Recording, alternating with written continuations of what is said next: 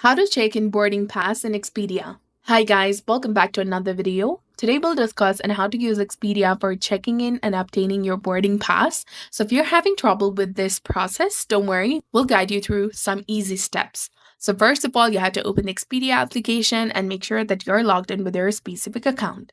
Now navigate to the trips section at the bottom center of the screen to see your upcoming trips and flights. Check on your trip to view the details and look for the option to check in online. Select your airline and log into your Expedia account, find your ticket, and choose the check in option. Your boarding pass will appear on your screen, which you can save or print. Now, to check in the airport, arrive at least 2 to 3 hours before your flight departure and open and enter your confirmation number or frequent flyer number. Confirm the confirmation displayed, provide the details about any checked baggage if necessary, and print your boarding pass. If you need assistance, arrive at the airport on time and approach the Expedia help desk and provide your email address and itinerary number to the agent, and they will issue your boarding pass for you. So remember to check your airlines and airports requirements and guidelines for the check-in and boarding pass procedures.